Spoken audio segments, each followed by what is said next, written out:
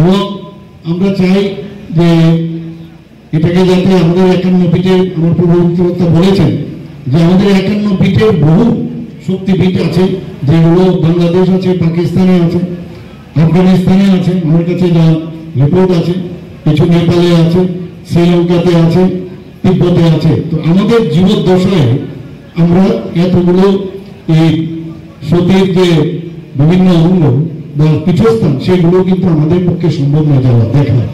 তো সেই পীঠস্থানগুলোকে আমরা এখানে পর্যটন দপ্তরের তরফ থেকে মাননীয় মন্ত্রী হিসেবে বলেছেন কিছু একটু আগে যে বনদুয়ারে আপনাদের এই ডিস্ট্রিক্টে মাননীয় প্রধানমন্ত্রীজিকে এই বিষয়টা আমি বলেছি যে 51 পিঠের রিপ্লিকা তৈরি করে আমরা বনদুয়ারে যখন তার সেখানে ভূমি পূজন আমরা শুরু করি, সেখানে আমি বক্তব্য রাখতে গিয়ে এবং আমরা সবাই বলেছি এই বনদুয়ার স্বর্গদ্বার হতে চলছে আগামীতে। এবং সেখানে নটরাজের যে মূর্তি, আমার কাছে যা খবর আছে নদীগঞ্জ, যে এখানে যে উচ্চতায় যে নটরাজের একটা মূর্তি তৈরি হবে, সারা বিশ্বের মধ্যে একটা শ্রেষ্ঠত্ব লাভ করে সেই নটরাজের মূর্তি, এবং যে আধুনিকতার ছোঁয়া দিয়ে সেটা করছে। এবং বারবার আমাদের মাননীয় প্রধানমন্ত্রীজি একবার যখন আমরা বৈঠক করছিলাম মুখ্যমন্ত্রী কনক্লেভে, উনি বলছিলেন সব রাজ্যকে, মুখ্যমন্ত্রীকে, যে আপনাদের রাজ্যে এমন একটা পর্যটন কেন্দ্র তৈরি করুন এবং একটা ইন্টারন্যাশনাল লেভেলে, যাতে করে সমস্ত মানুষ এক বাক্যে যে ওই জায়গায় ওই রাজ্যে যদি আমরা যাই সেখানে এই ধরনের একটা ব্যবস্থা আছে। আমি নিশ্চিত যে এই 51 পিঠ যখন হবে, সেটা যখন সমস্ত পৃথিবীর মানুষ তথা আমাদের ভারতবর্ষের মানুষ যখন 51 পিঠ জানবে, তখন কিন্তু মানুষ এই 51 পিঠ দেখতে কিন্তু এখানে আসবে। কারণ সবার পক্ষে সম্ভব নয় সব জায়গায় যাওয়া, দেখা শুরু করে। তো এই যে রিপ্লিকা হবে এবং এতে করে আমাদের আর্থসামাজিক উন্নয়ন হবে। আমাদের যে এখানে একটু আগে আপনারা দেখলাম যে কালচারালি আমাদের যে এত রিচ আমাদের ত্রিপুরাতে, তো কালচারাল উন্নয়ন হবে। আমাদের যে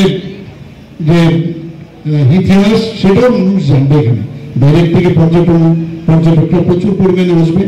এবং আজকে এই দীপাবলি উৎসব উপলক্ষে আপনারা এখানে সবাই এসেছেন। আমরা সবসময় ছোটবেলার থেকেও এই মেলা, কিন্তু মাননীয় প্রধানমন্ত্রী যে আসার পর এখন পর্যন্ত আমার কাছে যা খবর প্রায় 6 থেকে 7,000 বেড়ে গেছে অলরেডি। এটা আমাদের জন্য একটা বাড়তি পাওনা আমি বলবো। এবং আমরা চাই যে মাতা ত্রিপুরী সুন্দরীকে নিয়ে সবাই সারা পৃথিবীর মানুষ জানে। আমাদের যে আধ্যাত্মিক দিক দিয়ে আধ্যাত্মিক একটা পীঠস্থান হিসাবে এই মাতা ত্রিপুরী সুন্দরী মন্দির সেটা প্রতিষ্ঠিত হয়, সেটা হচ্ছে আমাদের আশা। আমরা এই উৎসবকে কেন্দ্র করে আমার মনে হয় ত্রিপুরাতে যত মেলা হয়, আজকে 3 দিনের মেলার এখানে আয়োজন রাখা হয়েছে, সবচেয়ে বড় মেলা হচ্ছে দেওয়ালি মেলা এই মাতা ত্রিপুরা সুন্দরী মন্দিরে ঘিরে। এবং এটাকে সার্থক করে তোলা চারটিখানি কথা নয়। আজকে মনে হচ্ছে আমরা যারাই এসছি এখানে যে এখন এসছি এটা হয়ে গেছে, প্রায় 1-2 মাস ধরে তার প্রস্তুতি কিন্তু হয়েছে। এখানে আমারও আসতে হয়েছে, আমিও কয়েকবার এখানে এসছি এই বিষয়ে, সেই বিষয়ে আমরা কথা বলেছি।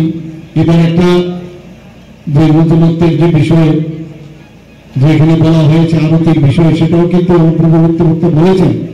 এবং আমি দেখলাম এটা জাস্টিফিকেশন, মন্দিরকে পিছনে রেখে যদি আমরা আরতি, যেটা আমরা স্টার্ট করা হয়েছিল, যখন বিভিন্ন যারা ধর্মের সাথে যুক্ত তাদের সাথে কথা বলবো, মন্দিরকে সামনে রেখে যদি আরতিটা করা হয় তাহলে খুব ভালো হবে।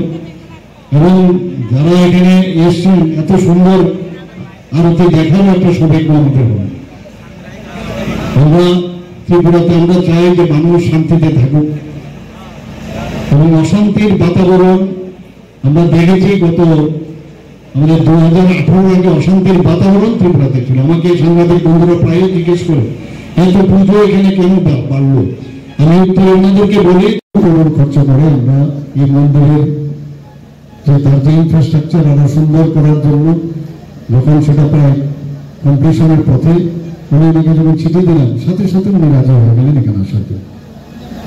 অনেক আগে আসার কথা ছিল, কিন্তু হঠাৎ করে অপারেশন সিন্দুরের যখন এই ঘটনাটা হয়, তারপরে তো আর বলে অপেক্ষা রাখে না, কি করে বলবো যে আপনি টাইম দিয়েছেন, আপনি আসছেন না। যখন একটু সেটেল হলো, তারপরে আবার আমি চিঠি লিখলাম এবং এই 22শে সেপ্টেম্বর উনি কিন্তু আসলেন। মানে মাতা ত্রিপুরেশ্বরী মন্দিরকে উনি যেভাবে শ্রদ্ধা করেন, আমি জানতাম ওনাকে চিঠি দিলে সাথে সাথে উনি রাজি হয়ে যাবে, কারণ সেভাবে আসবেন এখানে। আমরাও দেখলাম এখানে আসার পর আজকে সর্বভারতীয় স্তরে মাতা ত্রিপুরেশ্বরী মন্দির সম্পর্কে সবাই জানতে পারে।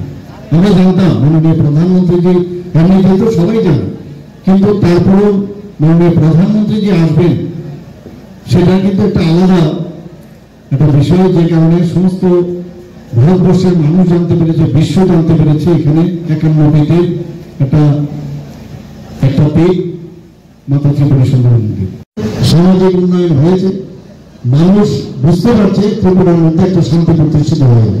থাকবে বিরোধীরা তো নানা রকম কথাবার্তা বলবে, অন্যরা বলবে, হিন্দুগুলো তো বলবেই, কিন্তু আমরা জানি যে কারণে মানুষ এখন এই যে মেলার মাধ্যমে মেলবন্ধন, আমরা একজন আরেকজনের সাথে নতুন ভাবে আমাদের একটা পরিচয় হয়, এটাকে সামনে রেখে আমরা ধর্মীয় যে পর্যটনগুলো আছে সেগুলো আমরা যাতে আমাদের পর্যটন দপ্তরের থেকে সেই ব্যবস্থা আমরা করছি। কসবা মন্দিরকে আমরা এবং আমরা 14 দেবতার যে মন্দির সেখানেও প্রায় আমরা এই ফান্ড থেকে প্রচুর টাকা নিয়ে আমরা সেভাবে ডেভেলপমেন্ট করছি। ত্রিপুরার সমস্ত জায়গায় আপনারা যদি দেখেন, মহারাজারা এখানে মানিকখুঁটা নিশ্চয়ই আমরা প্রচুর কাজ করে গেছেন। ধর্মীয় পর্যটনগুলোকে আমরা চাইছি যে সেটাকে মানুষের কাছে নিয়ে আসে। আজকে আমরা সবাই জানি যে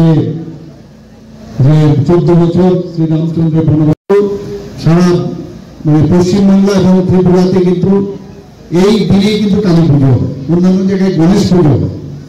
আমাদের মধ্যে আমাদের যে কৃষ্টি সংস্কৃতি, আমরা যেভাবে এখানে বড় হয়েছি সেইভাবে আমরা নিজেদেরকে আমরা থাকতে চাই, এবং এর মাধ্যমে কিন্তু আমরা আমাদের নিজেদের যে চিন্তাধারা এবং ভালো যে নেগেটিভ থেকে পজিটিভে যাওয়া, আলোর থেকে তো অন্ধকার থেকে আমরা আলোর দিকে তো যাবই, কিন্তু অজ্ঞানতার থেকেও জ্ঞানের দিকে যাওয়া এই দিনটা তো আজকে আমাদের খুব প্রয়োজন।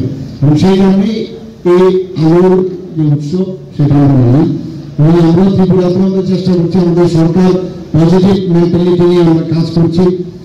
এবং এখানে আমার পরবর্তী বক্তা বলেছেন যে 500 বছরের পুরনো এই মন্দির, 500 বছরের পুরনো এই মন্দির, সেখানে সেই জায়গার মধ্যে তার ইতিহাস, one of the oldest religious place আমাদের সারা ভারতবর্ষের মধ্যে। এবং আমরা কাছে আমি প্রার্থনা করছি যে ত্রিপুরার মানুষ সবাই যেন সুস্থ থাকে, সবাই থাকে, ভালো থাকে এবং শান্তিতে থাকে। এই উৎসবের মাধ্যমে আমরা যারা জাতি জনজাতি আমাদের যে মেইন সেটা যেন আরো সুদৃঢ় হয় এবং এক ত্রিপুরা শ্রেষ্ঠ ত্রিপুরা আমরা যাতে করতে পারি, সেই মায়ের কাছে প্রার্থনা রেখে আমার কথা বলা শেষ করছি।